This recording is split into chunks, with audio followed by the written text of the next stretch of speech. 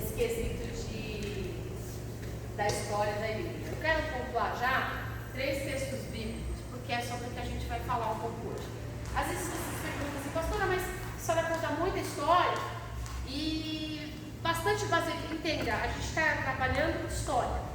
História é fato, história é o que aconteceu. E o que eu estou narrando aqui não se encontra só na Bíblia, você encontra também na Bíblia. Aonde? Em Atos dos Apóstolos. A história da igreja primitiva ela é narrada totalmente na história dos apóstolos, mas não só lá. Os evangelhos também falam um pouco da história, quando falam das perseguições, quando falam das coisas. Só que assim, eu estou dando cronologia à história. Porque os evangelhos não foram, como nós começamos na aula anterior, os evangelhos não foram escritos de cara. Né? Nós paramos no final do 2º século, no 3º século, aonde Constantino, pai de Constantino, começa o Diocleciano, que é um dos piores imperadores, que manda confiscar todos os livros. Lembra que a gente parou aí? Os livros da Torá, que ele queria acabar com o cristianismo, queria acabar com os judeus, com a cristã, com a igreja do caminho, com o evangelho, que hoje nós conhecemos como evangelho, que até então era o caminho. A igreja começa a se constituir, que aí nós já falamos que aí é a igreja universal, que é a igreja católica, que católica no latim significa universal, que aí vem essa questão da igreja católica, que é a nossa raiz, que é a nossa origem, que é a igreja universal. E aí Constantino tem uma visão de que se ele colocasse a foto da cruz nos seus estandartes, nas suas espadas, ele ganharia a guerra e conquistaria o reino, porque o Diocleciano dividiu o império em 4 tipos de governo, e esses governos se dividiram, e um queria engolir o outro. Nessa, o filho, que é Constantino, quando ele assume, ele tem essa visão, ele era filho de uma mãe, só estou pincelando a aula anterior, tá? Tudo isso que eu estou falando que está na aula anterior. Aí ele assume, e ele conquista, e ele domina Roma, e ele assume o controle. E foi exatamente nesse ponto em que eu parei na aula anterior, em que ele disse que a perseguição da igreja acaba. Começa um tempo de paz, quando Constantino assume o Império de Roma. E é exatamente neste momento que a decadência da igreja se inicia. O que acontece? Quando ele assume, e por ter ele ser criado para ser líder, ser criado para ser governador, ser criado para ser político, e não para ser pastor, porque a gente tem que entender uma coisa: ministérios só existem 5. E quem chama, quem chama para o ministério é o próprio Deus. Não eu tenho talento. Não confunda dons ministeriais com chamado ministerial. Dom ministerial são 9. Para que servem os dons ministeriais? Para edificação do corpo. Só. Eu tenho um dom, mas eu vou me manifestar esse dom aqui na necessidade da igreja e pode nunca mais se manifestar. Porque dons ministeriais tem a ver com a edificação do corpo, que é a igreja. Chamada ministerial tem a ver com direção. Tem a ver com liderança. Chamado ministerial é diferente de dom ministerial. Às vezes, uma pessoa tem um chamado ministerial e não tem nenhum dom. Mas ele é vocacionado. Eu conheci pastores excelentes. Pastores que era pastorzão, mas nem falar em outras línguas falava. Ele não tinha o dom de variação de línguas, mas era pastor mesmo, de cuidar, de apacentar, de trazer uma palavra. Não era aquela palavra uau de movimento, mas era uma palavra de pão, de sustentação, de confronto, de alimento, de conhecimento, de estrutura de base, sabe?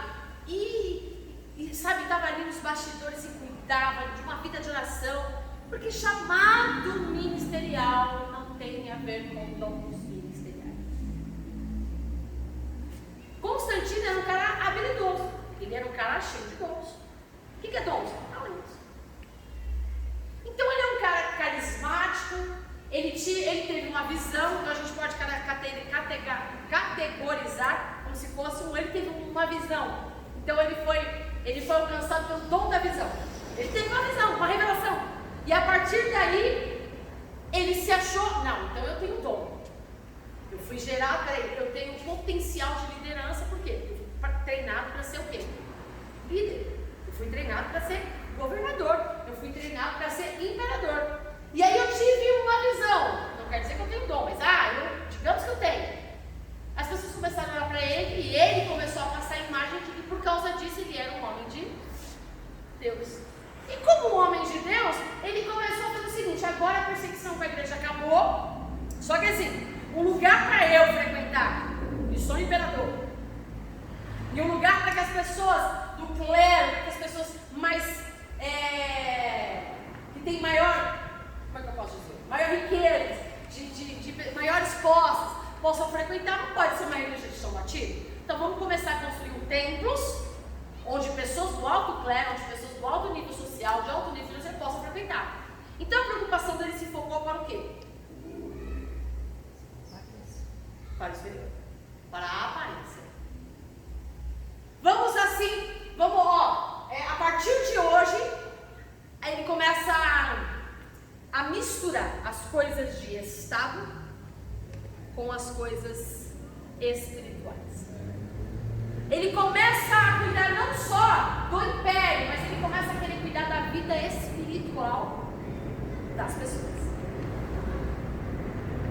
Ele acha que por ele ter tido uma visão, por ele ser defensor, ele acredita que Deus levantou ele como líder da igreja para unificar os povos e dar seguimento ao ministério. Embora Deus muitas vezes usa ímpios para beneficiar justos. Não quer dizer que o ímpio se tornou justo. Não é porque vocês já ouviram aquela historinha que Nossa Senhora está passando por muita, eu vi isso no rádio, há muitos anos atrás, uma necessidade muito forte, e ela orava a Deus, Senhor, porque ela não tinha nem o que comer, nem onde cozinhar, nem o que fazer. Aí ela tinha uma vizinha que era mãe de santo, né? A Tiago lembra, né? Mãe de santo. E aí, famosíssima. Aí a mãe de santo falou: vou pegar essa mulher, vou fazer uma compra de alto nível. Gastou uma grana, foi no mercado, fez altas compras, mandou entregar na casa da mulher e mandou falar que era o diabo, né? O diabo, o capeta, mandou entregar para ela. Olha a sabedoria dessa senhora. Glória a Deus, porque até o diabo tem que se sujeitar à vontade de Deus. E é isso que funciona, porque até o diabo tem que fazer o que Deus manda. Então, enquanto ela achou que ela estava afrontando, não. Deus usou quem? A mãe de santo para abençoar a vida dela. E é a mesma coisa. Eu acredito que Deus levantou Constantino para dar um respiro para a igreja. Só que nesse respiro da igreja, ele achou. É aquela coisa, né? Eu acho que eu sou escolhido, eu acho que eu sou chamado, então eu me auto-titulo e eu vou assumir uma posição que não é minha. Porque ele foi chamado para ser, ele foi treinado para ser o quê? Governador. Mas aí ele quis misturar. Então agora acabou. Ele faz um decreto chamado de Milão. Esse decreto de Milão, tudo que eu estou falando aqui, contexto histórico, você acha em qualquer livro de história, tá? E esse decreto de Milão, ele diz o seguinte: acabou as perseguições, os cristãos podem fazer seus cultos, podem se reunir, podem congregar, podem falar de Jesus, podem falar da fé, podem falar da ressurreição. Agora acabou a perseguição. E aí não acaba aí. Agora são grandes cultos, grandes eventos. Então não é mais um culto ritualístico. Por quê? Porque agora o imperador frequenta os cultos.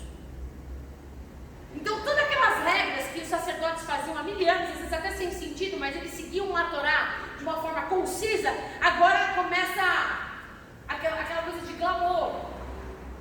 Por quê? Porque agora os homens ricos frequentam os cultos. Então não pode ser mais uma coisa simples.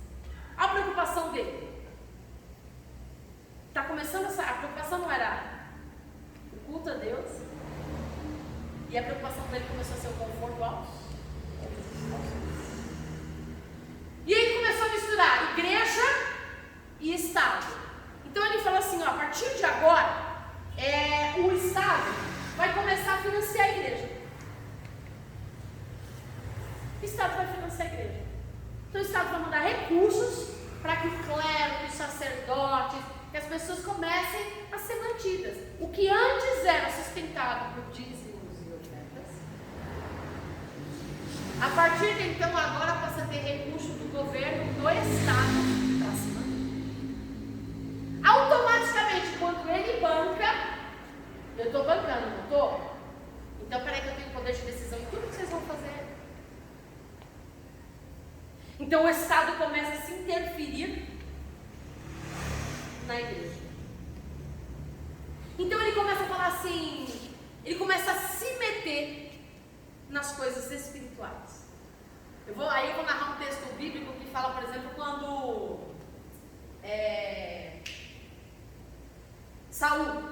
Saul foi ungido rei, não foi? Por Deus. Foi Deus que levantou ele. Mas ele, quando não quis esperar o seu sacrifício, ele não tinha direito como rei de sacrificar, nem fazer culto, nem nada. De que cabia isso? Mas se ele achava que por ele ser rei, ele podia fazer o que ele queria. Quando ele foi lá, sacrificou e não esperou o profeta, o que aconteceu com ele?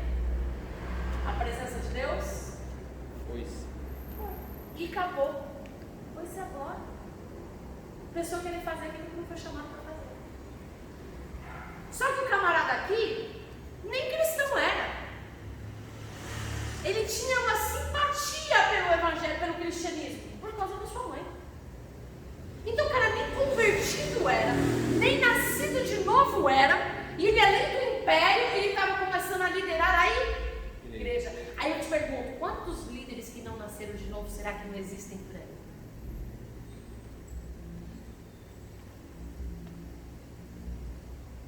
Parece que nós estamos revivendo a história, né? A pessoa não nasceu de novo, a pessoa não tem vida com Deus, a pessoa não tem compromisso com Deus, não tem intimidade com Deus, não tem relacionamento com Deus. Porque se tem uma coisa que o Evangelho nos chama, para quem é chamado, não tem esse negócio de glamour. Chamado é serviço. E aí o que acontece? A pessoa, vira tanto cabeção, que a pessoa não entende que chamado é serviço. Que servir ao reino é abrir mão. E aí o que acontece? Começa a misturar as coisas. E o que acontece? A pessoa acha que por ela ter um talento, por ela ter um dom, por ela ter um potencial, ela acha que ela está preparada. É o que a gente está conversando hoje antes da aula, né? Nós estamos vivendo uma geração que acha que está preparada. E é a geração mais despreparada que eu conheço. E aí começa. Aí a gente vai continuar aqui, para a gente entender. Anota aí, por favor. Colossenses 1, 17 e 18 nós vamos ler. Mateus 16 e 13. 1, 17 e 18 e Mateus 16, 13 e 19. Constantino, ele centraliza o poder.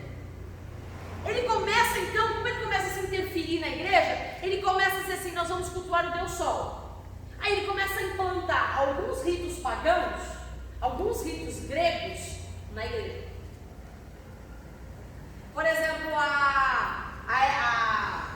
as festas padronizadas do judaísmo, a festa das tendas, a festa do Pentecoste.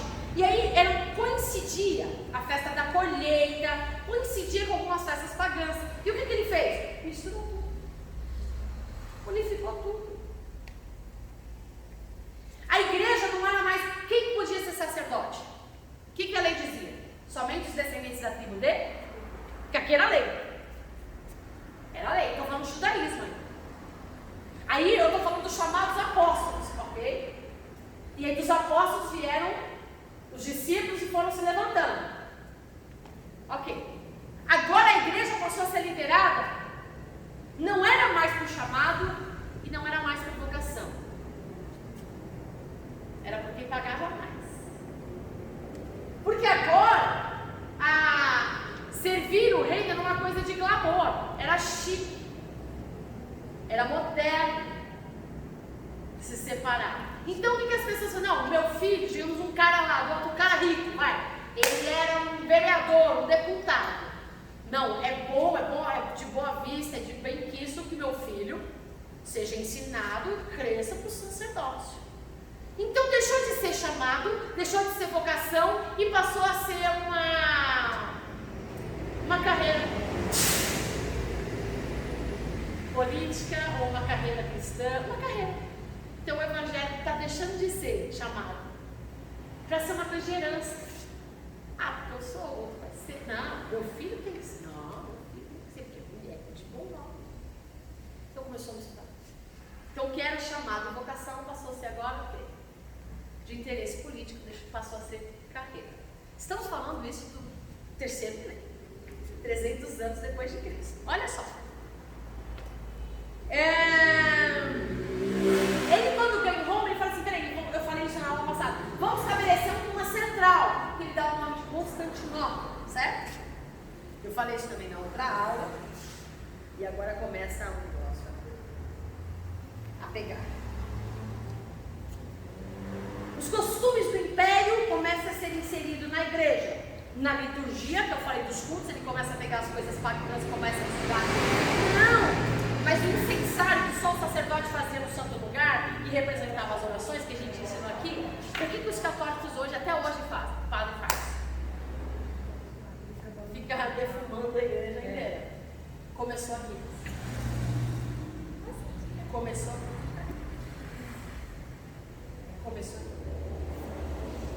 Ele começou a inserir as coisas pagãs de queimar, sacrifício e tal. E nisso, não, todo mundo entenda. Não importa, saúde e ecumenismo. Começou aqui. E aí vem mais. E aí não só a litúrgica, mas a hierarquia, como eu falei. Não é mais chamado, não é mais vocação. Não é mais quem Deus chama, não é mais quem prepara. Não é mais o discípulo. Não é mais quem é preparado, como o apóstolo Paulo, como o apóstolo Pedro. Como grandes homens que vêm ser chamados, que a gente vai citar de alguns deles, que vieram sendo levantados a partir dos pais apostólicos, que eram os apóstolos. Os pais da igreja são aqueles que vieram dos pais apostólicos. Então os pais da igreja são depois dos pais apostólicos. Os pais apostólicos são os apóstolos, aqueles que andaram com Jesus, aqueles que Jesus chamou. Mas quem são os pais da igreja? São os que vieram após os apóstolos, dando seguimento à missão de Cristo. E aí o que aconteceu? Agora começou a hierarquia, começou agora a ser um interesse político, um interesse de status, um interesse de posição. Nós estamos falando aí na média do ano 324 depois de Cristo, tá? A liderança era comprada, não era mais por chamado ou vocação, era ideológica, política e de poder. Porque como o Estado se interferia na igreja, e a igreja se misturava no Estado, se eu tinha uma posição na igreja, eu tinha uma posição de poder, eu tinha uma posição de domínio, eu tinha uma posição de influência sobre as pessoas. A igreja então começou a inspirar desejo de controle de mentes e corações.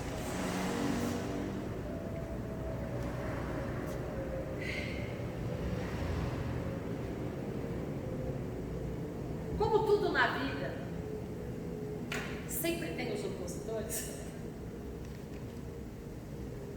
E graças a Deus por isso. E a gente tem uma coisa errada, né?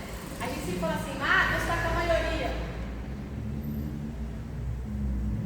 Geralmente Deus está com a maioria. Meu, só você é do contra. Vai rever algumas coisas, porque às vezes só você que é do contra que está com a razão. Por que todo mundo está certo e só ele está do contra? Vai ver os conselhos. Porque todo mundo estava legal, porque a igreja descansou. A igreja podia ir, vamos trazer para os nossos dias? A gente podia ir para a igreja, cultuar, a gente podia cantar, a gente não era mais perseguido. Os cristãos agora podiam viver a vida deles normalmente, seus bens não eram mais confiscados. E ainda Getúlio tinha uma igreja confortável para ir. Eu sentava do lado do vereador, do deputado, do vereador, do presidente, do governador. Eu vou numa igreja mais confortável, mas numa igreja mais bonita. Numa igreja que agora não depende só de dízimos e ofertas, uma igreja que o Estado sustenta. As roupas já não são mais aquelas roupas, não, é de alto nível.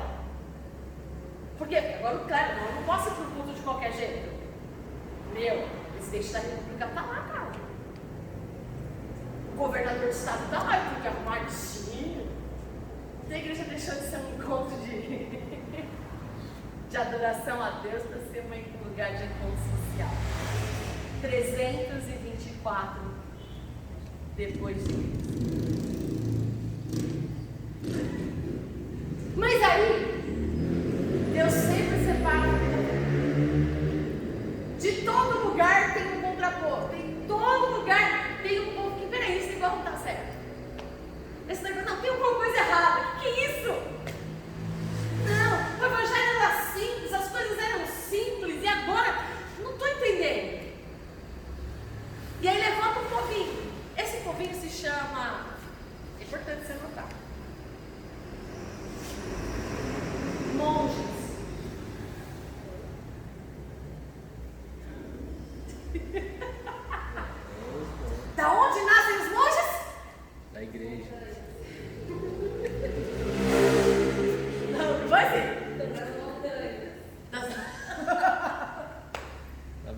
para colocar a localidade é do deserto. Eles foram para as montanhas. Por que eles foram para as montanhas? Eles ficaram tão inconformados com essa coisa de, isso não tem nada de Deus. Lá fora estão misturando as coisas, está misturando Estado, governo. Não. Evangelho é coisa simples, é dependência de Deus, não é glamour, não é riqueza, não é nada disso. Então eles vão contra. E aí nascem os monges. Esse povo se separa, nós vamos para o deserto. E eles vão fazer menção a João Batista. Nós vamos nos separar. Nós vamos voltar à essência do Evangelho. Nós não vamos nos misturar com essas coisas que não tem nada a ver com o Evangelho. Nós vamos lá para total dependência de Deus. Lá nós vamos orar. Lá nós vamos buscar. Lá nós vamos nos separar, nos consagrar a Deus. Vocês querem viver no erro? Vivam. Agora eu não sou livre para adorar a Deus, então eu vou me separar para adorar a Deus. Nascem os monges, que é chamado de movimento, vou ler porque não vai, hoje minha língua está muito.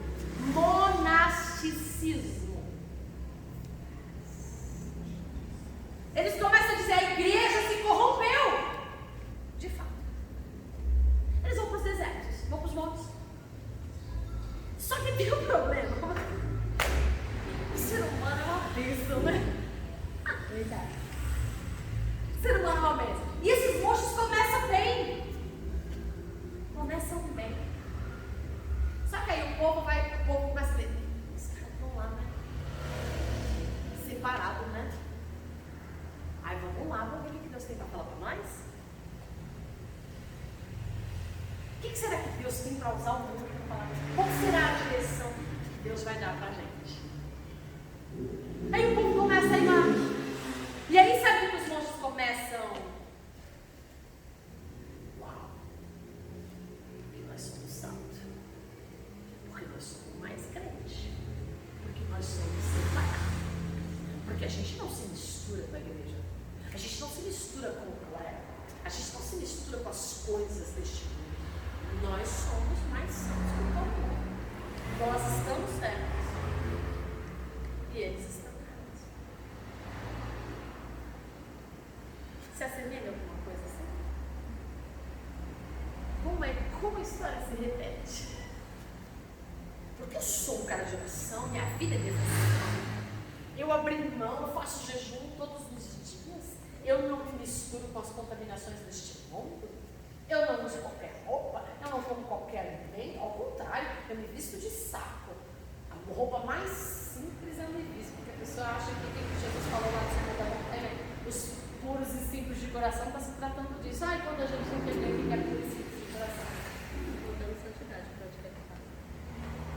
Por eles começou tudo bem, mas aí deixou o ego subir. E aí eles começaram a se corromper. E o legal do monge é que eles nunca bateram de frente com a igreja. Nunca. Tanto que hoje o monasticismo é uma descendência da igreja católica. O monastério. Porque eles nunca bateram de frente com a igreja. Assim, eu não quero me misturar, vocês se corromperem, mas também não vou bater de frente com vocês porque está confortável para mim. Vocês me facilitaram a vida. Para que eu vou bater de frente com vocês? Faz o seguinte, vocês seguem o que vocês acreditam e eu sigo o que eu acredito aqui. Não houve confronto. Então, enquanto não incomodava a igreja não estava nem aí para eles. E a igreja não incomodava eles. Por quê? Estava tudo certo. Cada um segue sua linha. E vambora. Mas aí começa a se levantar desse meio mais uma geração, uma raça de crente. Gente, até aqui então não tem idolatria nenhum santo, tá? Até aqui então é a igreja cristã, que é a igreja católica, tá? Não tem nenhum Santo Paulo, Santo Pedro, Santo não sei o quê, não tem nada. Aqui ainda não entrou essa igreja católica que nós conhecemos hoje. Essa igreja católica que nós estamos falando é a nossa igreja. É a igreja universal, é a nossa igreja. Nós não estamos falando de divisões. Aí se dividiu, monasticista. Só que aí, olhou para os moços e falou, não, esses caras não, estão muito confortáveis. Está muito fácil, eles estão aceitando demais, não são oposição. Estão deixando o povo errar. Não, a igreja se corrompeu. Os monges são muito passivos. Levantou uma raça aí, uma geração. Isso é importante. Denotistas. Donatistas, na verdade. Quem são os donatistas? Os donatistas, eles são descendentes de um homem muito influente chamado Donato, que ele achava que a igreja tinha que tomar a sua posição, que a verdade tinha que ser imposta e que isso era força. A fio da espada. Nascem os primeiros terroristas que matam em nome da fé.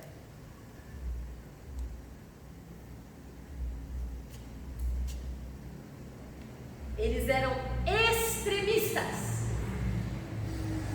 Não estou falando de muçulmanos ainda. Estou falando do 3º século, de Constantino, quando a igreja deixou de ser perseguida e a igreja passou a ser, a igreja cristã, o cristianismo, passou a ser a religião principal de todo o império.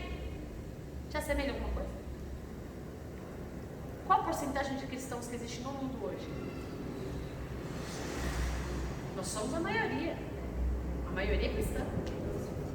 Aqui, a igreja cristã era a maioria. Por quê? Porque o imperador era cristão. Era hipócrita esse cristão.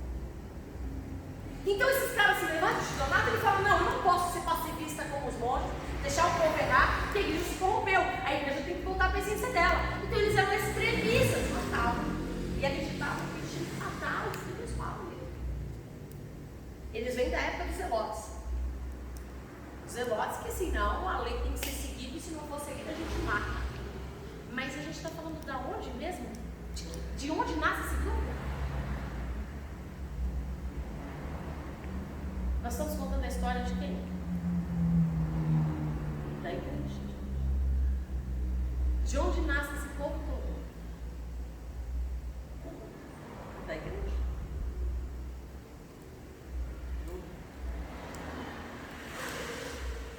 Não bastasse, se já não fosse um absurdo tudo isso, estou falando só do Império de Constantino, tá? Nem saí de Constantino, estou só falando de Constantino. Só estou falando da liberalidade da igreja. Porque vai chegar um momento em que Constantino vai falar assim, a partir de agora, a religião oficial do Império é cristã. Você sabia que o cristianismo já foi a religião oficial do Império? Lembra que a religião era romana, pagã, e quem não seguisse tinha bens confiscados, não podia comer, podia até ser morto? Pensa só, a gente está falando de uma era em que a igreja agora inverteu o papel. A roda gigante gira. A igreja agora é oficial. A principal religião do Império de Roma é o cristianismo. E foi o momento em que a igreja mais se perdeu. Foi o momento em que a igreja mais perdeu força. Quando ela se tornou moderna. Quando ela se tornou preocupada com homens, aparência, status.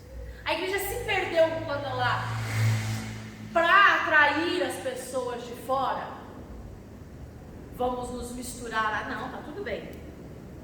É só para trazer, só para atrair. Não eram as pessoas que tinham que mudar, era a igreja que mudava. Sim, não era a igreja que, exato. A igreja aqui perdeu a sua função de igreja. Em vez de pregar o evangelho, o que é evangelho? Boa nova. O que é boa nova? Transformação de vida. Em vez dela, eu mudo a vida. Não, quer seguir, negue-se a si mesmo e segue. Não, a igreja para ganhar a aceitação do mundo, o que ela começou a fazer? Não tem problema, vem cá. Vamos fazer culto sim? Não, só muda o nome, tá tudo certo. Não, vamos atrair o povo, vamos unificar esse povo, porque eu tenho que trazer esse povo todo mundo para a fé cristã. Repete, né? Como a gente é bom. Enfim, estou falando da história da igreja, porque eu estou falando aqui, você pode consultar qualquer livro de história. Não estou falando nada de igreja, não estou falando de divisão de igreja eclesiástica, estou falando de história. Até então, eu estou falando de história. Está aí para qualquer um ver. O que acontece? Agora, se levanta no meio dos cristãos um tal de Ariano. E esse Ariano, ele diz o seguinte: é Ario, o nome dele.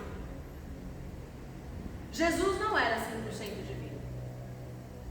Ele era um homem elevado, mas ele não era como Deus.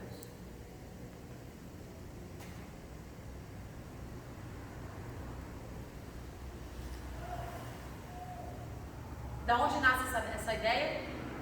Da igreja. Da igreja. É importante a gente saber isso. Jesus não é Deus. Gente, uma coisa grave bem isso no teu coração. A premissa da fé cristã está pautada em Cristo como Filho de Deus, o nosso Salvador. Se nós negarmos isso ou duvidarmos isso, toda a nossa base de fé é nula. Porque a nossa fé é pautada em quem? Em Cristo. Porque sem Cristo a gente não tem acesso a Deus. Enquanto o judaísmo, enquanto outras religiões falam de ritos, que para acessar a Deus eu tenho que ter passos, eu tenho que ter rituais, eu tenho que cumprir isso, eu tenho que cumprir aquilo. Não, o Evangelho não tem nada a ver. Ele fala assim: eu sou o caminho. Não existem vários caminhos. Existe, dá uma olhada, existe um caminho. Existe apenas um caminho. E esse caminho é que leva a Deus, não tem outro. Percebe? Então não existe ponte, não existe alternativa, não existe rio, navio, desvio. Só tem um caminho que nos dá acesso a Deus, e é Cristo. Então não crer em Cristo como Filho unigênito, não crer em Cristo como Salvador, não crer em Cristo como 100% Deus, mesmo sendo 100% homem enquanto estava aqui, a nossa fé cristã não serve para nada. Não existe cristianismo. Porque qual é a base do cristianismo? O nome próprio diz: Cristo. Cristianismo vem de pequenos cristos. E o que significa Cristo? Senão, Cristo não era o nome de Jesus. Você sabe o que significa Cristo? Ungido. E aí a gente vem na questão do que é ungido. O que é ser ungido? Né? Quem foi lá no sábado, quando a gente foi lá na outra igreja cantar, viu a pregação, eu achei muito pertinente para os nossos dias.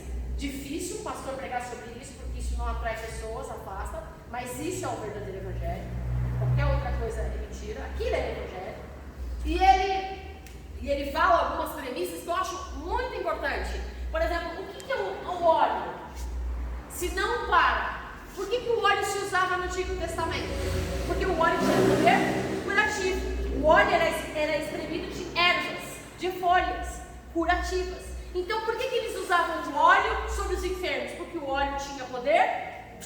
Ponto. Qual era a outra função do óleo? Só tinha duas. Ele ungia o que? Ele separava, ele consagrava os utensílios do tabernáculo, do sinédrio. O que é isso? O que é a unção? O que é consagração? É o seguinte: eu estou ungindo isso aqui, a partir de agora isso aqui só tem uma finalidade. Isso aqui está separado. Para quê? Para adoração a Cristo. Isso aqui não serve para mais nada. Posso tomar um café? Não. Posso fazer isso aqui? Não. Posso fazer? Não. Isso aqui está separado para fazer somente aquilo. Então eu posso sair por aí ungindo qualquer coisa? Quer ver uma outra coisa? A outra função do óleo ungido, ele só era usado para ungir sacerdotes e reis. Mas não. Quando vem o Espírito Santo vem e substitui a função do óleo. Porque o óleo, qual é uma das pré-figuras do óleo, do Espírito Santo? Ele tem várias pré-figuras.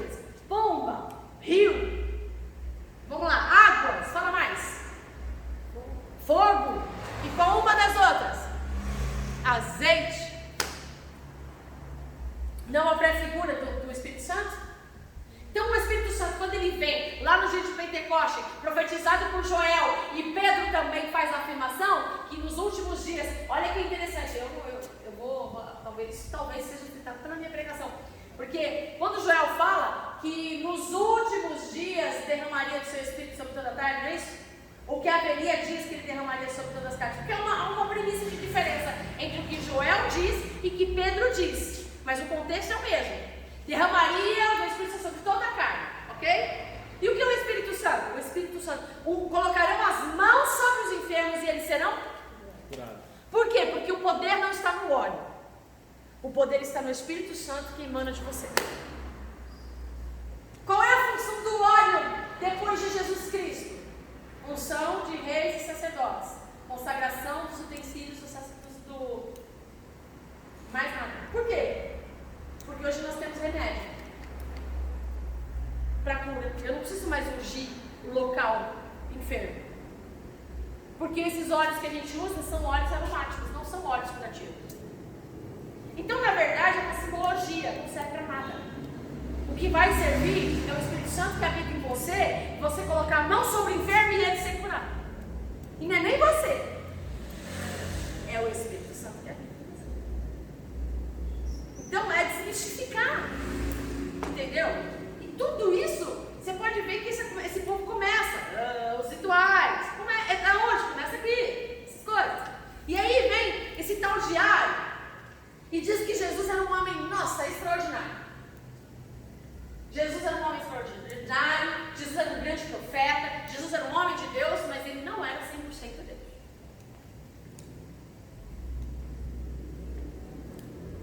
Acontece que o nosso querido, amado, idolatrado, salve, imperador Constantino, ele tinha essa mesma forma de pensar.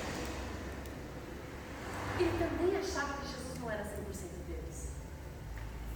Ele era simpatizante da fé. Jesus era um cara extraordinário, mas Jesus não era. Então, o Ario começou, os arianos começaram a ganhar força, a crescer. E aí, esses arianos disseram assim,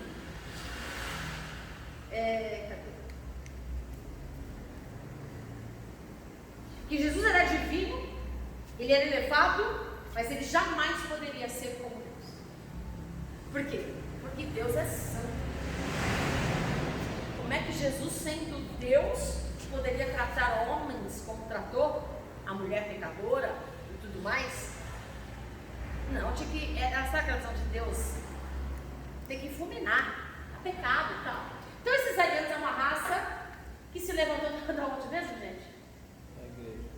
Hitler, ele era o quê? Falando de alguém mais recente. Vocês não sabem por que Hitler queria matar os judeus? Hitler, ele era ariano. Só estudar a história. Não é signo de Ares. É linha religiosa de pensamento. Tem tantos amigos aí, eles eram arianos. Jesus é um homem extraordinário. Ou seja, matou a fé. O cristianismo morre aí. Porque se eu creio que Deus pode ser qualquer divindade, ou ser criador, ou arquiteto de todas as coisas, qualquer religião me serve.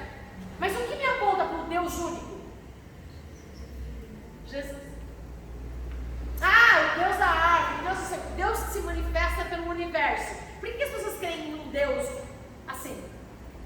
Porque elas se focam de quem? O que nos aponta para o Deus único, verdadeiro, é o Filho dele. O que revela Deus para a humanidade? É a árvore?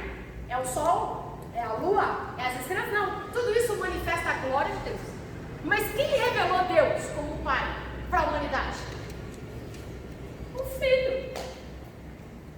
Então, matando o Filho, eu mato a verdade de quem é Deus. E é isso que eles tentam fazer. Então começa uma rivalidade entre os católicos, que nos representa, são os cristãos da época, a Igreja Universal, e aí é uma rivalidade entre os cristãos e os arianos. E aí os cristãos e os arianos estão falando, não, é tá? O povo dividido dentro da igreja. Não, Jesus é 100% divino. E aí o outro fala, não, Jesus não é. Jesus é o grande. Não, Jesus é que é a ponta. Não, é jeito. Aí levanta um camarada que é um dos homens que a gente vai estudar, chamado Atanásio. Esse camarada é extraordinário. Esse camarada é extraordinário. Ele se levanta contra o Ario e diz assim, isso é importantíssimo, está no brocheiro: uma criatura jamais poderá salvar outra criatura. E se Jesus não é Deus, olha só, extraordinário esse cara, olha a forma que esse cara. Se Jesus não é Deus, por que então o adoramos? Se ele não é Deus e o adoramos, cometemos o pecado chamado idolatria. Cara inteligente. Cara inteligentíssimo. E aí, como Constantino era um político, fui agora, eu estou entre os arianos, eu estou entre os católicos, eu estou entre os arianos e os católicos. Eu preciso conciliar essa briga aqui, porque o reino dividido não subsiste. Se eu não botar ordem nesse negócio, eles vão derrubar o meu império, vão derrubar o meu poder. Não, o meu poder é importante. E ele convoca um concílio. E esse primeiro concílio, chamado Concílio de Niceia.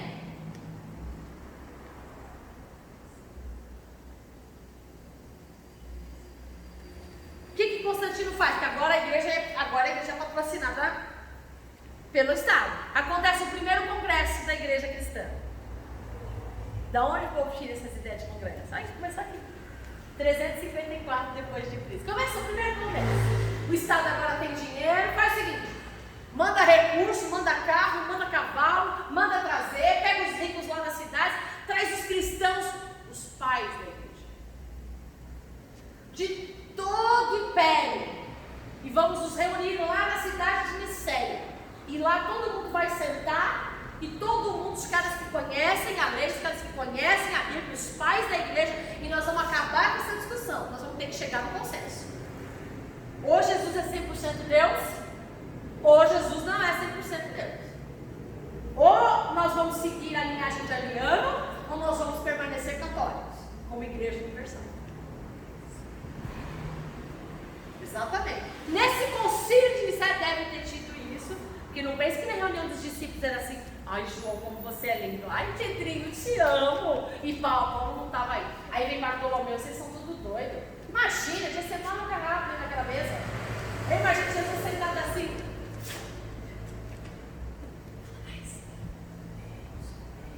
Você imagina Jesus ali só assim, ó, só conciliando as partes. Mas deveria ser uma guerra ali. Aí um cochichava com o outro. E aí, o que você acha? Não, eu acho que não está certo, não. Eu acho que Jesus está fazendo uma bola. Eu acho que Jesus só ria. E ficava só ali, ó, conciliando as coisas. Quando Jesus morreu, então, e foi ressuscitado, imagina o tal que não dava nessa reunião. Porque a Bíblia vai dizer, a gente vai estudar sobre isso. E a gente sabe de onde vem esse negócio de um líder, de um pastor, presidente, de um papa e de um bispo? A igreja. Mas não a nossa. Se a gente vai estudar sobre isso. Não vai dar um universal, não? Filho, todas as descendências erradas nasceram da igreja, mas não da origem da igreja. Constantino começa a querer dominar o poder CC. Ele começa a centralizar o poder. Aqui começa a ideologia de que tem que ter um cara mandando com todo mundo. Só que até então ele ainda não tinha tomado isso como uma posição central. Tanto que ele manda chamar todos os líderes das igrejas. Porque ele não podia decidir nada sozinho. Porque a igreja nunca foi uma pessoa que decidiu nada. Sempre foi um conselho. Então ele chamou todas as igrejas. Agora a gente vai decidir o que vai ser feito aqui. Qual vai ser a nossa base de fé? O que é o cristianismo de fato? Jesus era ou não é? Nesse concílio de Niceia, que eu acho lindo, os arianos foi considerado heresia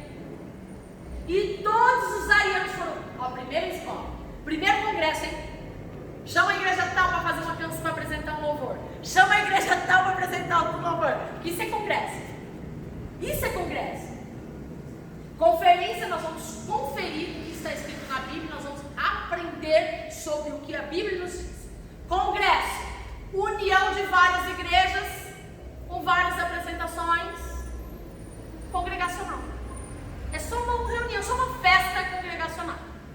E aí o primeiro congresso chama todo mundo para a gente decidir o que a gente vai fazer aqui. Beleza, chamou todo mundo. E aí chegou lá, vai lá, igreja da Itália, igreja da Ásia, igreja do Egito, igreja de não sei o quê, cada um faz sua apresentação, beleza, chegou, o que você acha? O que você acha disso? Ah, eu acho isso. O que você acha disso? Ah, eu acho. O que você acha disso? Enfim, graças ao bom Deus, o Espírito Santo prevaleceu. Os arianos foram considerados hereges. Não é heresia, não é Bíblia. A base cristã é toda no Cristo, Filho de Deus, unigênito, que inclusive é o nosso credo. E aí entra o credo de Nicéia, que é a nossa base teológica, base daquilo que a gente acredita. E aí Constantino, bom, eu, um bom político, a maioria venceu. Então eles, a primeira vez que houve uma exclusão na igreja. Percebe que Jesus nunca excluiu ninguém? Jesus deixava em tratamento, Jesus tratava, deixava de lado, cuidava, mas excluir, Jesus nunca excluiu. A igreja fez o quê? Primeira vez que a igreja faz o quê? Não está errado, excluiu os arianos. Acontece que, lembra que eu falei que Constantino não era muito convertido? E o poder não era centralizado em Constantino? Logo após o concílio, assim, coisa de dias. Quem que era o pastor presidente? Quem que era o papa da igreja? Não era o imperador Constantino? Ah, ele decidiu mudar de ideia. Não interessa o que foi decidido no concílio, não interessa que a gente decidiu com os arianos. Não, eu não acredito nos arianos, eu sou ariano e agora quer saber? Os arianos não vão ser mais excluídos não, quem vão ser excluídos são os católicos. A bagunça, né? Ele para ficar em cima do muro, para não, né, igual Pilatos, para ficar assim, convoca todo mundo. A maioria decidiu, mas ele se acha que ele é o babá, ele é o escolhido de Deus, que a autoridade está no nome dele, então não importa o que todo mundo decidiu. Ele vai lá e dias depois muda de ideia. E agora?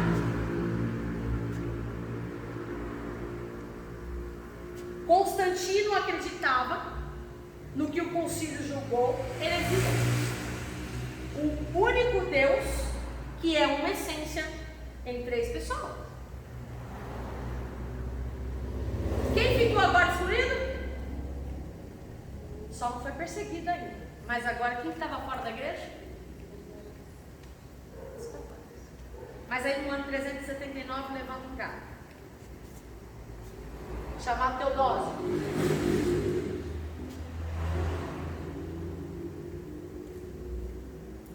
Quando ele exclui os católicos, quando ele exclui a essência da igreja, o povo começa a se dividir. Porque houve uma decisão, e era o Espírito Santo, houve uma decisão, e que ele se impôs sobre a decisão do concílio. E como ele era imperador, ele impôs a decisão dele, mesmo o concílio tem que decidir o contrário. Então isso houve o que no reino? Um racha.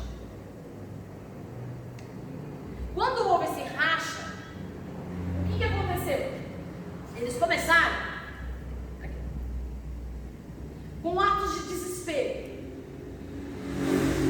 E esses atos de desespero, alguns bárbaros convertidos, começaram, não, eu não acredito nisso, a gente vai começar, já que é assim, começaram a brigar por uma porcaria, gente. Poder.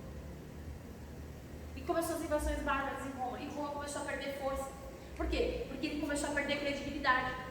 Por que ele perdeu credibilidade? Porque ele mesmo colocou um concílio e ele falou, não, vamos deixar que Deus conduza, vamos deixar que o Espírito conduza, mas ele mesmo não quis aceitar, ele mesmo mudou. Isso causou um racha, ele perdeu credibilidade. E as pessoas olharam para ele e viram que ele perdeu credibilidade, o que começaram a fazer? A invadir. Então ele decide, não, eu preciso fazer alguma coisa. Ele era inteligente. coisa. Marca-se um novo concílio.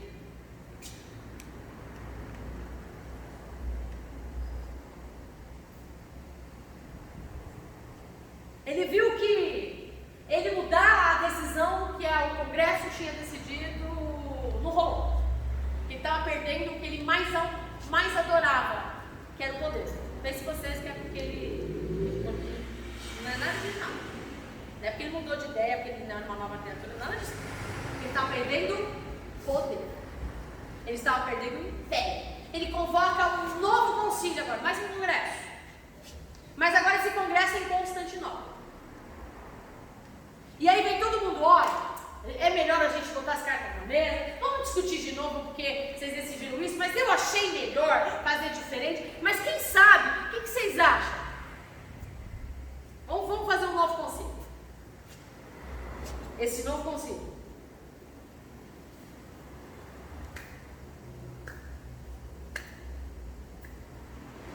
Em 381 é lançado um novo edito chamado Edito de Tessalônica.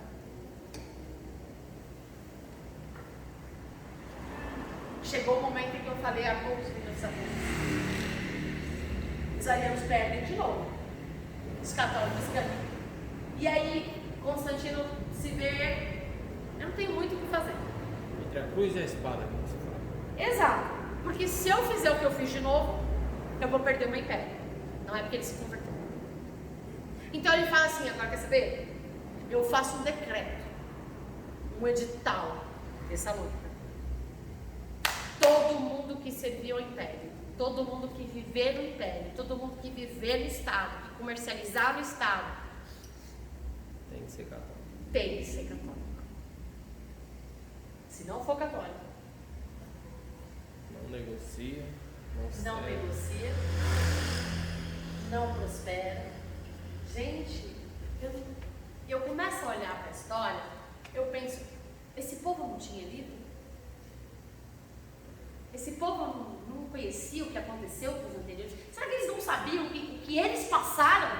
Porque agora o que eles passaram, estão fazendo com outros. Eu não consigo entender isso. Eu não consigo entender. Excluindo, né? Eu não consigo entender isso, gente, de verdade. A partir de 381, no Edito de Tessalônica, a fé cristã é a fé oficial do Estado. O império se divide, Oriente, Ocidente, mas acabou. Agora, a fé cristã é a fé principal. Quando a gente vê isso, a gente está em 381.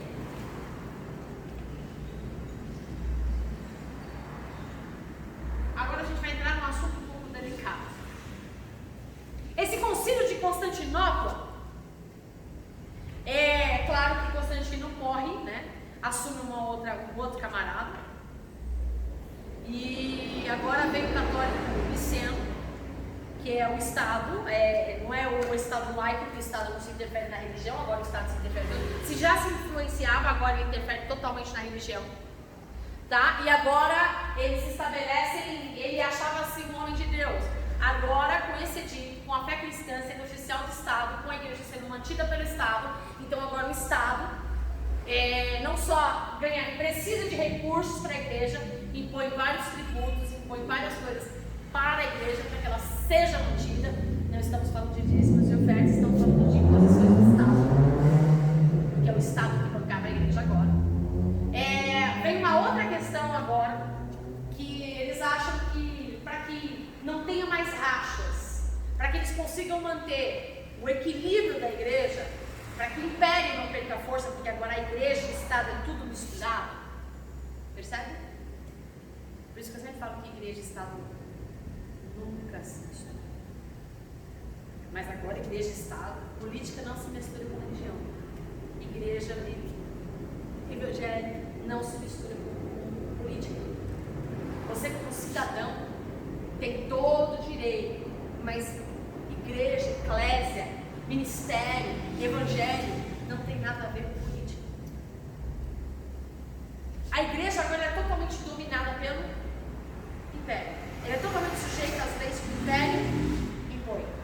Ritos, hierarquia, tudo. Não é mais agora aquilo que a Torá disse. O Evangelho já foi compilado, as coisas já estão ali escritas, e há essa mistura total. O que eles começam a estabelecer? Vamos estabelecer alguém que pense como nós, que lidere todas as igrejas. E que essa liderança seja incontestável, porque ele é ungido Por Deus. por Deus. Está vendo de onde nasceu essa história? Então o que o ungido de Deus fala não pode ser. Então eles começam a levantar o primeiro pau.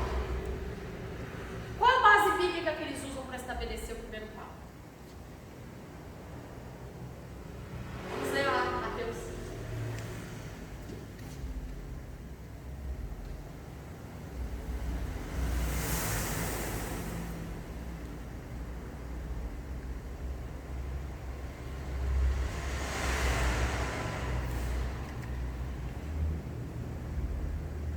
Mateus 16, 8. O que diz lá? 18.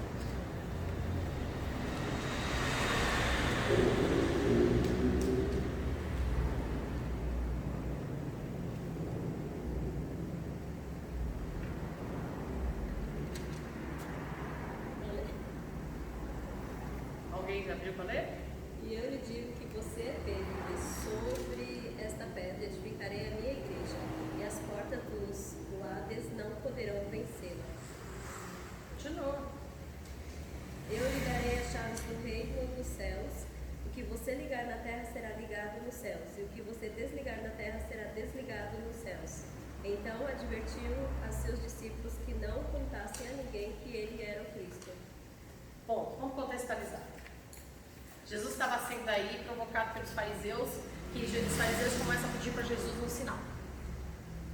Qual o sinal de que das coisas que você está dizendo, vai morrer, ressuscitar, vai voltar, que você é o Filho de Deus? Qual é o sinal? Jesus entra naquele diálogo e diz assim: quem o povo está dizendo que eu sou? E vocês, quem dizem que eu sou? É um momento em que Pedro tem uma epifania, né? Tem uma desce o Espírito Santo sobre ele, que não vem dele. O próprio Cristo fala assim: isso não vem de vós, ele é revelado, e tu és o Filho de Deus.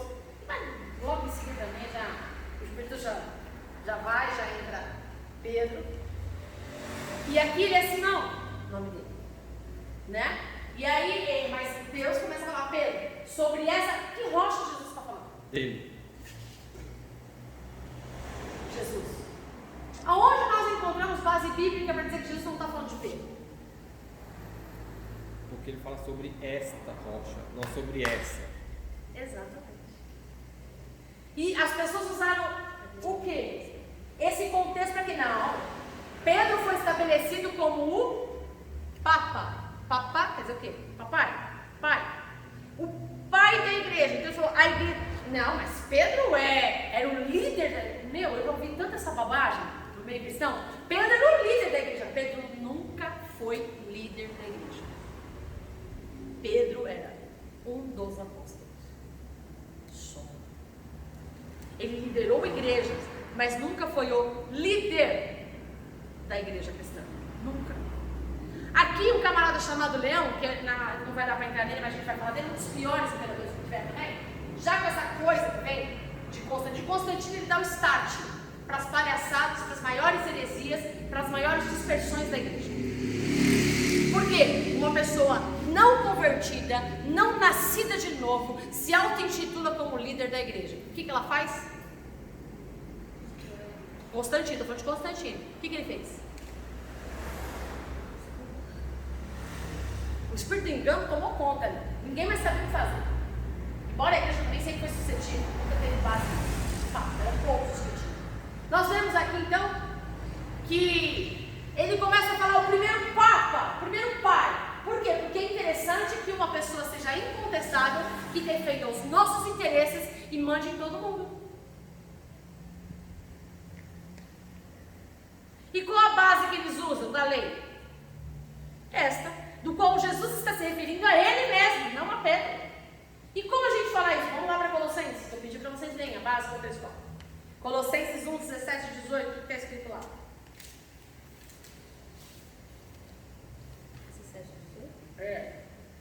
Aqueles pregam Cristo por ambição egoísta, sem sinceridade, pensando... Colossenses? Ai, desculpa. 1:17, 18, é isso? Não. Ah, por favor. 17. Ele é antes de todas as coisas e nele tudo subsiste. Ele é a cabeça do corpo, que é a igreja.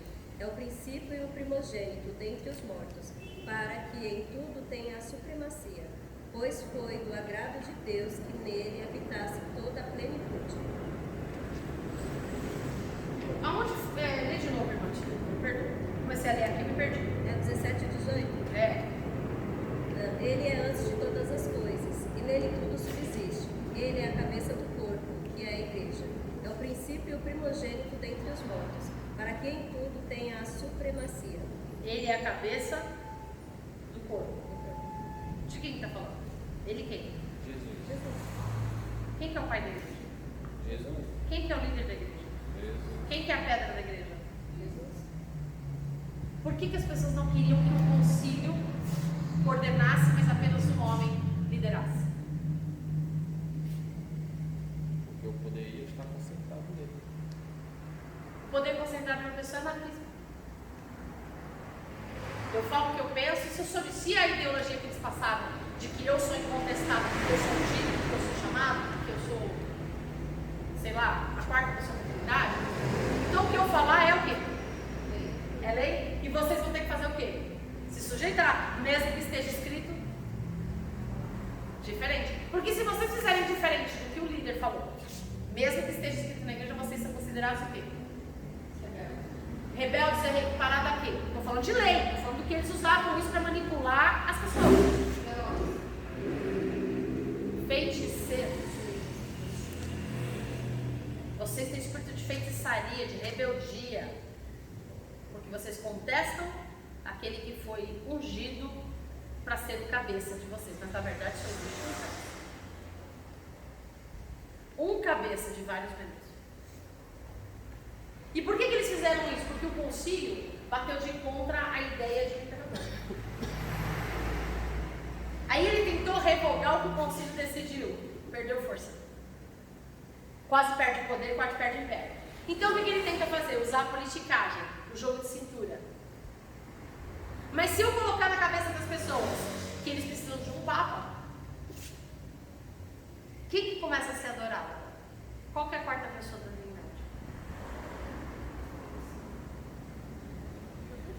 Na cabeça deles, não tem, mas na cabeça deles, qual que é a quarta pessoa da Trindade agora? Papa. Se eu coloco alguém que é do meu interesse para liderar a igreja, quem lidera na verdade? O Papa é só o quê? Ele é o testa de ferro, mas ele vai representar os meus interesses, porque eu sou imperador. E agora, o Estado e a igreja é um só. O Estado manda. O Papa só faz o quê? A pré-figura do quê? E aí começa a idolatria. O Papa falou? Tá falando. Mas não é esse Papa que nós vemos hoje, gente. Não chegamos ainda no Papa que nós vemos hoje. O Papa era o bispo das igrejas. Hã? Para você ver o quanto a igreja se contaminou nele. E o quanto nós cristãos carregamos influências de Roma. Tudo isso é influência de Roma. Tudo isso é influência do paganismo. Tudo isso é influência da mentira, de deuses falsos. E a gente está carregando isso ao longo de anos e colocando isso como uma prática normal na nossa vida. E não é. Não é. A gente começa a colocar ritos nas nossas litúrgicas, ritos nas nossas práticas cristãs, que são, na verdade, pagãs. Não são cristãs. Que a gente não sabe nem de onde veio, mas funcionou, mas o cara fez, deu resultado. A gente não sabe nem qual a base, qual é a fonte. Alguém teve um sonho, alguém teve uma revelação, alguém teve uma visão, e a gente está colocando como prática de vida na nossa vida cristã, como se isso fosse verdade. Sendo que só há uma verdade. Jesus disse, eu sou o caminho. Ele não disse, eu sou uma verdade. Ele disse, eu sou a verdade. Tudo que não procede da sagrada, o que a gente entende como Cristo? Quem é Cristo para nós hoje? Que não vemos, que não tocamos de forma plausível, mas quando a gente olha o que é Cristo revelado para nós, não é isso aqui? Se isso é o Cristo revelado para nós, qualquer coisa, por melhor que esteja fora daqui, é heresia. Mas fulano tem, a gente vai estar sobre isso, tem uma visão, os adventistas sempre dizem, fulano tem uma visão, G12, M11, M12, MDA, Anátema. uma visão que muda, não, mas são só métodos, enquanto é só método, bacana, quando vira prática, aí as coisas mudam. Como vira via de regra, quando vira doutrina, as coisas mudam. Porque aí a gente está fazendo o quê? A gente está distorcendo o que está escrito aqui. Aí eu te pergunto, a igreja, lembra que a gente começou a estudar, a igreja crescia, e a igreja era perseguida, a igreja crescia. Quando é que a igreja começou a degringolar? Se dividir? Quando acabou a perseguição.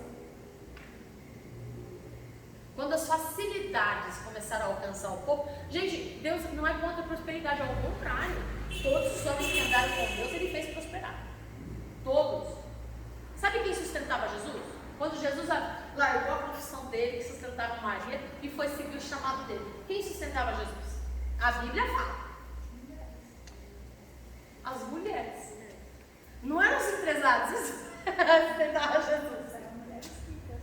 Algumas, outras costureiras, outras lavadeiras, que foram alcançadas pela graça e entenderam, chamaram, esse homem precisa pregar ele mesmo, esse homem precisa pregar o reino, esse homem precisa pregar o reino, eu não posso, eu tenho família, mas eu vou manter esse homem para que ele vá e fale do reino. Não era gente rica, tinha ricos também? Tinha. E muitos ricos venderam seus bens, não é por nada, vou vender, não, porque eles acreditavam naquilo que eles seguiam. E nunca lhes faltou nada. Mas eu te pergunto, todo mundo vivia sem nada? Onde Jesus se reuniu no cenáculo? Que era enorme, que a cobertura era maior que a igreja. Quem é que tinha uma casa daquela, senão alguém de posse?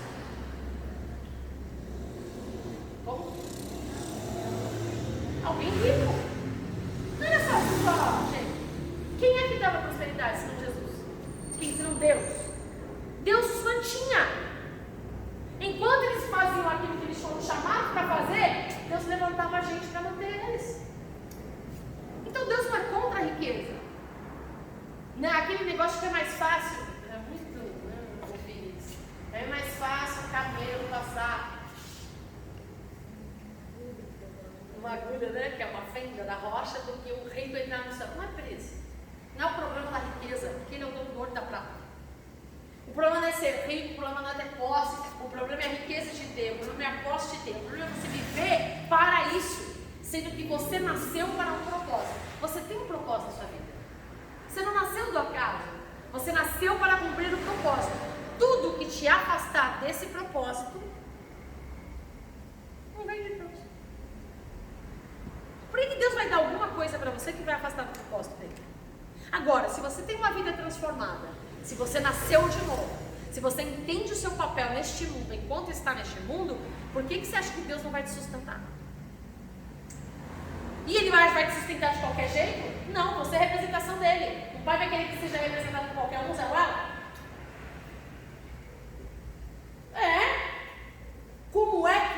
Como é que os grandes homens estudiosos, filósofos, vão reconhecer Cristo? Se não por cristãos convertidos como eu e você.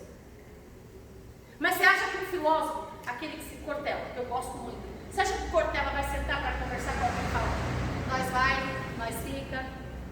Você acha que ele vai dar crédito para aquilo que você fala? Dificilmente. Ele vai te respeitar, porque ele é uma pessoa extremamente educada, ele é uma pessoa humilde. Mas, mano, se esse seu Jesus não te ensinou nem a falar português, não que tenha algum problema com isso, não é isso que eu estou dizendo. Eu estou dizendo que, para todo tipo de classe, Deus levanta. Paulo. Por isso, Por isso Deus levantou Paulo. Pedro jamais conseguiria chegar perto. Ele não passava nem no portão de Roma. Nunca. Nós vem, pescador, chinelão, não vai. Ele era empresário de pesca, mas empresário de pesca, gente, ele não era rico. Ele era uma pessoa como nós, bem sucedida. Só. Sabe um MEI? Acho que a melhor explicação para Pedro é isso. Ele era um MEI. Ele é um microempreendedor. Não é empresário, uma mega empresa, com um monte de funcionário. Não. Os funcionários eram irmãos dele. Era um negócio de família. Não era uma mega empresa. E, gente, às vezes os crentes viajam. Às vezes eu fico doida. Às vezes eles tentam tanto defender o ponto de vista deles que eles viajam na maionese. Eles inventam até o que não está na Bíblia. Então, assim, Pedro era um microempreendedor, ele era um homem bem sucedido, que ele abriu mão de tudo. Faltou alguma coisa para ele? Vou dizer alguma coisa, ele era casado, ele tinha família. Você acha que faltou alguma coisa para a família dele? Não faltou, porque se faltasse, ele seria um mau exemplo. Não faltou. Mas quem sustentava ele? Quem sustentava Jesus e os 12? As lavadeiras, passadeiras, as cozinheiras, os comerciantes, os empresários. Era isso, gente. Aí eu te pergunto, você acha que vai faltar alguma coisa? Isso é aula, é história. Eu estou falando que tem gente que são extremistas. Tem que ser rico. Não, tem que ser pobre. Não, gente, tem que ser próspero. Sabe o que é prosperidade? Vai ter hora que vai faltar o dinheiro da pizza. Vai ter hora que vai faltar o dinheiro da carne. Você vai ter dinheiro só do arroz e do ovo. E agradece. Mas vai ter hora, você vai comprar picanha, fraldinha, filé mignon. Vai sobrar. O que você tem que fazer no dia da bonança? A gente aprendeu com a Bíblia. Provérbios ensina, Eclesiastes ensina, José ensina. No tempo das vacas gordas, economiza. Não é para esbanjar, né? Vamos curtir. Esses doentes de alma ganhou dinheiro, vai gastar tudo, porque vai saber se amanhã... Não, guarde. Porque o dia da escassez também vai chegar. Então, assim, tudo isso que a gente está falando, a gente está vendo que tudo isso já está... A igreja começa bem. Olha o nosso problema, a igreja começa bem. Aí, no meio do caminho, vem as facilidades. Aí, quando começa a vir as facilidades, o que a igreja faz? Expande. Perde o propósito. Perde o propósito. Então, quando a gente está vendo aqui, a igreja... Eu vou encerrar. O cristianismo é a religião oficial do império. O que era para acontecer com o império? Se converter. Era para ele, porque ele começou a perder dinheiro e perder posses. Era para isso acontecer com o Império de Roma? Mas a igreja perdeu o propósito da existência dela. Em vez de se voltar para Deus, se voltou para os interesses dos homens. A igreja, em vez de cumprir o papel, como nós, como igreja, mudamos o mundo, indo lá nos plenários, brigando, não, Deus vai levantar homens, não necessariamente chamado ao ministério. Eu não acredito nisso. Eu pessoalmente não acredito mais. Deus não vai tirar o pastor para ir lá no... Ele vai deixar de ser pastor, ele não vai mais ser pastor, e ele vai representar o cristianismo lá. Deus vai, eu creio. Como é que a igreja se posiciona? Brigando, mandando recado, discutindo? Não, Jesus fez isso, gente. Como é que a igreja se posiciona? Eu mantenho firme, não, se tiver que morrer, eu morrer, se tiver que... Não preciso me degladiar com você. Eu mantenho firme a minha posição de fé. Ponto. Deus vai levantar a gente lá no Congresso. Deus vai levantar a gente lá no meio dos vereadores. Deus vai levantar... É isso que a igreja tem que fazer. Orar para que Deus levante gente preparada lá para defender as verdades da palavra de Deus. Como é que a igreja ganha? Batendo de frente? Ou vocês acham que a igreja perde quando a gente entra nessas brigas? O que é a história disso para vocês? As pessoas olham para a igreja como? Não pregam o amor? Ué, eles falam que são tão diferentes, mas fazem igual, até pior já é. Nós somos o sal da terra e a luz. E a igreja faz a diferença quando ela não negocia valores, quando ela não negocia princípios e quando ela cumpre o propósito para o qual ela foi chamada. Qual é o propósito da igreja? As portas do inferno não prevalecerão contra você. Ou seja, nós ganhamos no mundo espiritual. Aonde a igreja tem fraquejado, ela deixou de se preocupar com a ligação aqui e só se preocupou com a relação aqui. A igreja tem que, primeiro, não é também ignorar aqui, a igreja tem que se preocupar aqui e aqui. E quando eu mostro a minha posição, quando eu sou fiel aos meus princípios e valores, quando eu não negocio, quando eu estou disposta a morrer, eu não preciso ir lá, né? Enfia esse barro, não. Né? Ele está querendo glória. Mas quando eu estou disposta a morrer pela verdade que eu defendo. Tá? Então a gente vai começar agora a entrar no período 400, está muito legal, porque agora começa a se levantar. Eu vou encerrar. Agora começa o período legal. Por quê? Porque agora começa a se levantar os avivalistas, mano. Agora, nessa era de perdição, agora começa a levantar dentro da igreja bispos, homens. Peraí, eu acordei, tive uma epifania. Não, foi o Espírito Santo. Peraí, a Bíblia diz que o justo viverá pela fé. Por que a igreja, para se manter com glória, só deu uma palhinha, nesse 400 a 500 anos depois de Cristo, a igreja, para se manter, ela tem que fazer o quê? Grandes cruzadas. O que mais? Peraí, ele era muito apegado àquele homem, né? Ele é uma família rica. Vamos fazer um grande evento, cobrar, claro, um culto para que Deus perdoe os pecados dele, para que ele seja aceito no céu. É onde começa a entrar a ideia do purgatório e as indulgências.